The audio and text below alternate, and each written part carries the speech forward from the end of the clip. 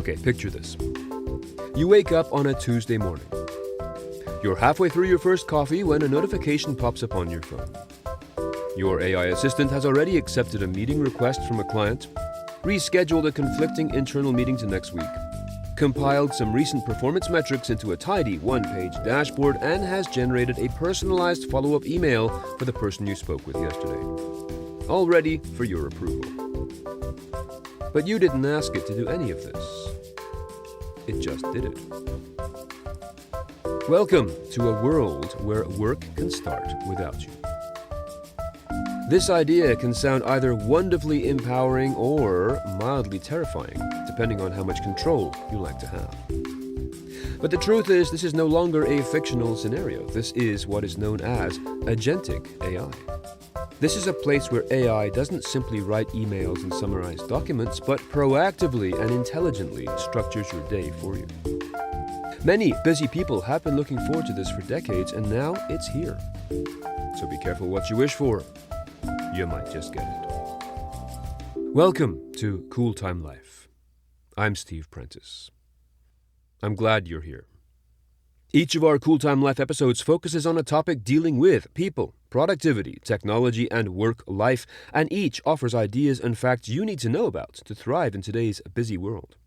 An index of our podcasts is available at cooltimelife.com. From generative to agentic. Over the last couple of years, the world has quickly become accustomed to the idea of generative AI. Applications like ChatGPT, Perplexity, and Copilot create text, images, or code in response to prompts, and they are in heavy use around the world. You give these apps instructions, they generate and deliver what you asked for. Pretty straightforward. Their products are generated from a knowledge base of millions of documents that they have read or looked at. They do some super fast research, wrap it up using the nuances of our own spoken language, and try to sound somewhat natural. It's far more than the sterile listing of websites that Google has been serving up for a quarter century. But now we are looking ahead to the integration of Agentic AI, and this is quite different. Where generative AI is reactive, acting on your instructions, Agentic AI is designed to be proactive. Whereas generative AI works like a skilled assistant who sits quietly, waiting for you to issue some instructions, Agentic AI is more like a colleague or a partner who already knows the company's goals, understands its priorities, and before you've even poured your coffee, has started pulling together the tasks needed to get you there. Agentic AI, it seems, can understand goals and can plan multi-step actions to achieve them, can work across different tools and systems to execute those actions, and can adjust its approach based on new, late-breaking information without being told to. And that's where the shift gets big and scary for a lot of people. We're moving from technology as a tool to technology as an active participant. Why is this even happening? Why now? Well, there's a few converging factors. First, there is the constant pressure in organizations to boost productivity without adding headcount. Organizations continue to be squeezed by economic uncertainty, market competition, or talent shortages, so they are always looking for ways to do more with the same number of people or fewer. It has always been this way. For centuries, it is a constant within business. But the new element in this mix is the advances in the abilities and the availabilities of large language models, LLMs, paired with APIs, the interfaces that you see on your computer screen that you interact with. The technology is there, the processing power is there, the speed is there, and these things weren't just a matter of a few years ago. Agentic AI operates as a system that can not only understand complex instructions but can connect with dozens or even hundreds of other software tools to make things happen.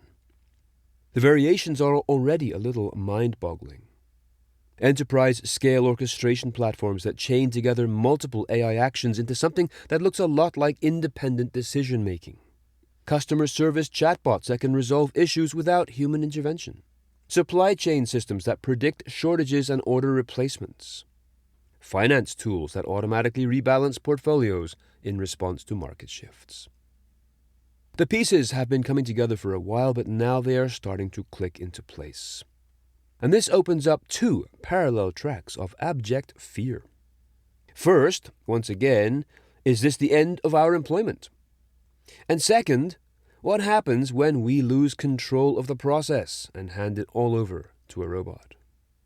Well, I gotta tell you, I have spent much of my career teaching people how to make better use of their time, especially by prioritizing better, communicating better, and handling mental blockers like procrastination. Now it may be possible for Agentic AI to take care of much of the tedious tasks of the workday, those that are repetitive, time-consuming, and frankly not the best use of anyone's intelligence. That means tasks like pulling together monthly reports, bouncing back and forth between people to try and set up a meeting, or rooting through different directories and files trying to find a single piece of information. Not only is that stuff tedious and boring, anticipating it is a major cause of procrastination.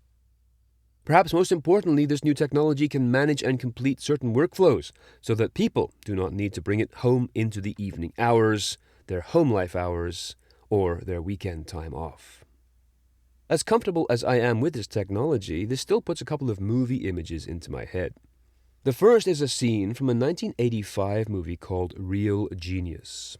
You probably have not seen it. But it stars a young Val Kilmer as a student entering engineering college and struggling with the whole thing.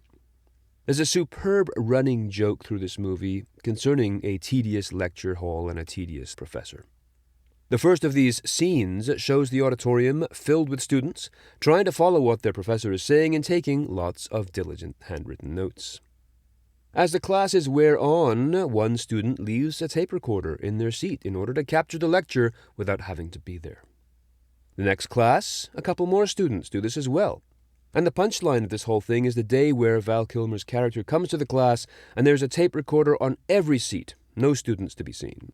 And when he looks to the front of the class, the professor also has left a tape player on his desk. So the entire room consists of machines doing the work that the humans don't want to do. In case you want to see this montage, I have included a YouTube link to it and on the episode page, cooltimelife.com/agentic. The second movie that comes to mind came out much earlier, and that is Walt Disney's Fantasia, specifically the Sorcerer's Apprentice scene, in which Mickey Mouse, as the apprentice, sneaks a peek at the sorcerer's spell book and casts a spell on the broom, enabling it to sweep the floor by itself. Unfortunately, the plan goes sideways when Mickey Mouse tries to control this independent broom and ends up simply making more brooms and losing all control. I'm sure you can see where I'm going with this. So there's much to be said for technologies that can do the things that we don't want to do, but that becomes a little more terrifying when we decide to hand over that control. The risks and the challenges. Like it or not, Agentic AI looks like it will be doing more activities without your direct involvement.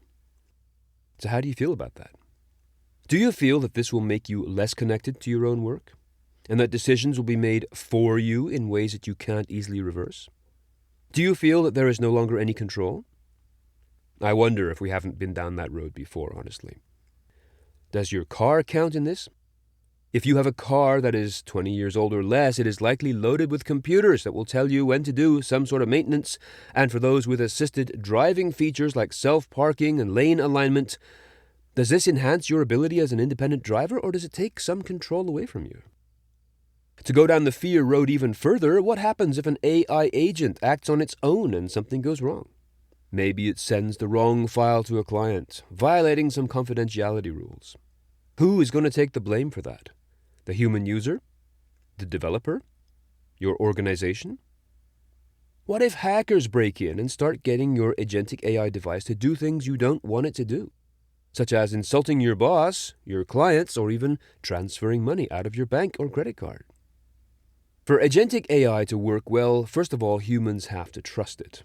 This means the AI must be transparent in what it is doing and why it is doing it. A black box decision process is a recipe for suspicion and resistance. But is transparency enough? What if a threat actor told the agent to hide its tracks, to do some bad stuff and then erase any evidence? What if the AI agent did all this itself? And what about the skills gap? What about workers who have built careers around doing tasks themselves, who will struggle to shift into an orchestration and oversight role? There is a significant learning curve to Agentic AI, and frankly, many people like doing these tasks themselves anyway. It feels good to put something in order or to arrange a meeting or a trip.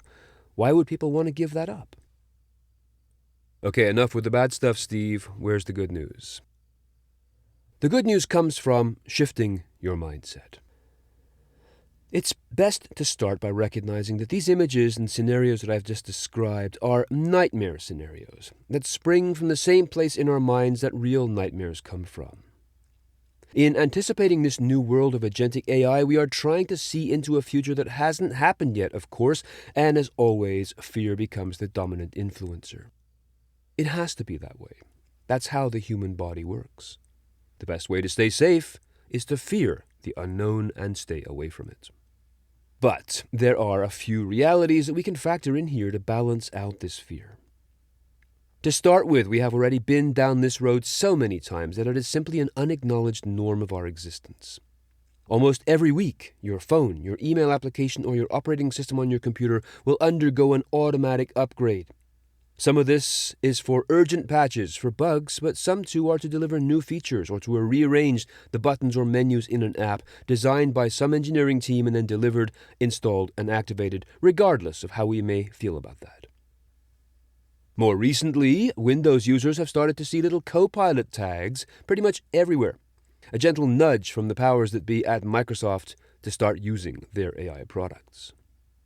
The agentic experience has been around too, in the form, let's say, of meeting arrangement techniques, searching calendars for a common time slot for a group of people to meet, and then booking it. Most of the time, a human is involved in this somewhere, but the fact is, these things affect your life, or maybe just your day. They're happening all around you, even before you ask for them. Already. We cope. We get used to it. It becomes the new normal. Frankly, when thinking about fears in technology, I have greater concern for our experiences with algorithm-driven social media than I do for an AI agent that will help coordinate my day. Streaming media like TikTok and Instagram offer small amounts of a pleasurable experience for free and then develop in you an ongoing dependence for more of the same. What other industry does that? This to me is most profoundly symbolized in a crowd situation, whether it's at a concert or even a fistfight in the street, in which everybody watching is holding their phone up at arm's length to capture the scene. All of them showing in that single gesture their belief that the memory of that handheld computer is more important than their own. To cope with these kinds of technological achievements, we have to shift our mindset from hapless victim or addict to owner. Here's another example. How many times have you seen commercials for cars on TV or in social media that always show that idealized driving situation? Either racing along an empty coastal highway or happily driving through empty city streets, usually on the way to some exotic party. That's nice, of course, but it's not how most of us will be using those cars. The reality is much different. They never show people navigating a crowded Walmart parking lot on a dreary February day. The idealized image sells the product. The reality of its usage is much different, and the same applies to agentic AI. The tools inside an agentic AI program are designed to help continue the tradition of the digital workplace, to help get things done more efficiently as and when you want. Think, for example, again of a meeting or an activity that has a number of steps or tasks that need to be done before, during, and after. A meeting, once again, is a good example. Whether online or in real life, finding that common time, sending out calendar invites, setting the agenda, booking the room or online space, preparing handouts or support materials, and then maybe scheduling the preparation of a summary, transcript, and action items based on the discussions in that meeting, and perhaps even following up on those, scheduling later appointments and reviews. That's a lot of stuff. And people who are good at this have been doing it with a checklist, manually entering these things into calendars and emails, work that takes up more time than the meeting itself, and is never quite seen as the work that your job truly entails, the one identified on your business card. It certainly would be a great help to automate this process, wouldn't it? In fact, some of this has already been automated, or agentified, if I can use that term. Zoom, for example, Otter, and other meeting-related tools will already provide a transcript, a summary, and a list of action items in a matter of minutes. Regaining a sense of control. One of the healthiest states of mind that we humans can enjoy is when we feel we are in control of a situation. Not necessarily control over other people, but over the circumstances in our lives. Control creates a comfort that is the opposite of fear, and it is the manifestation of recognizing that the uncertainties that cause our fears have been tamed. That's why vacations are so attractive. You go somewhere and pay money for the privilege of feeling completely in control of your time, at least for a while. And so it will be with Agentic AI. It is a tool that can do a great deal of the grunt work for you, but it does not have to become your overlord. You have the capacity to control how much of this behind-the-scenes organizing that it does.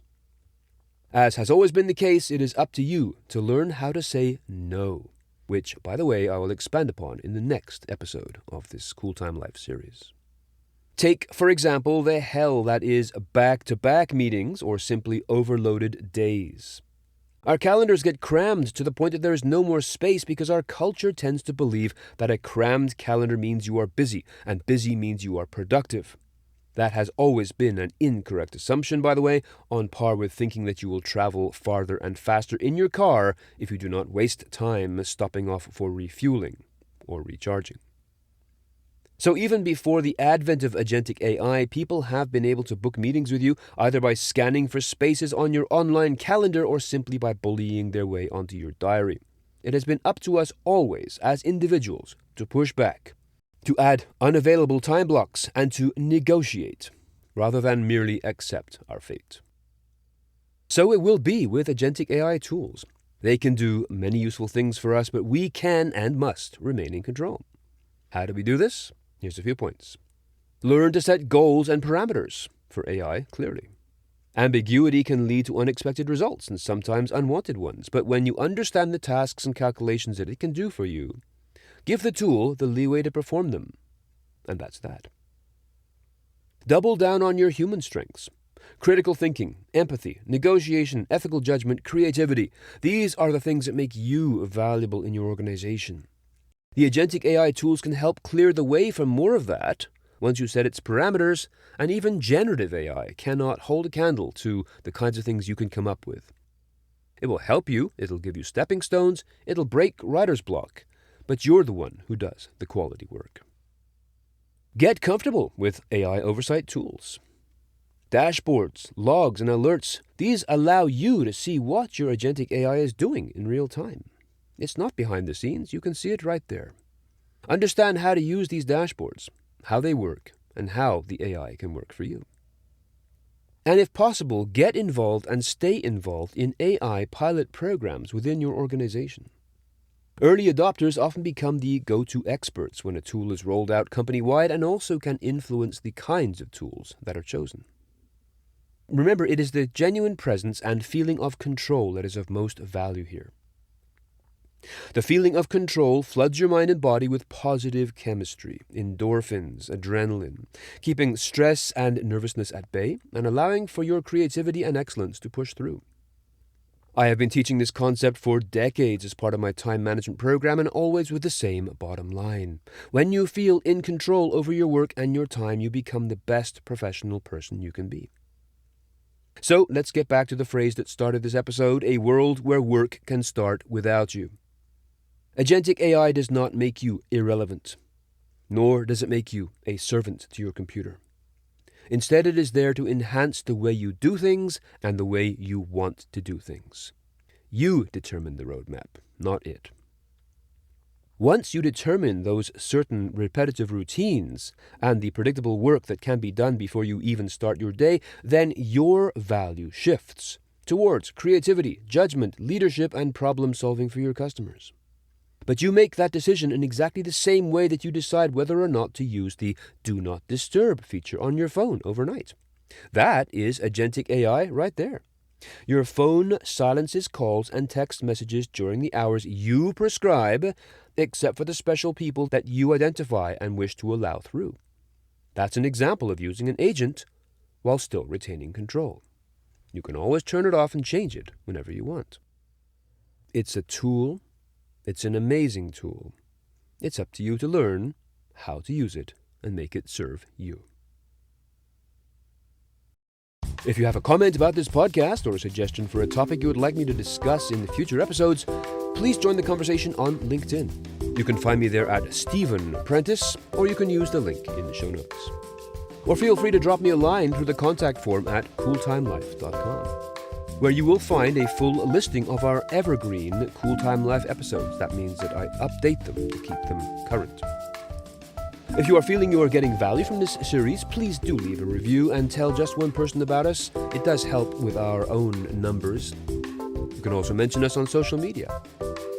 And if you want, you can support us on Patreon. Contributions from our listeners allow me and my team to spend more time researching, preparing, and updating our podcast series, as well as delivering the episodes more frequently.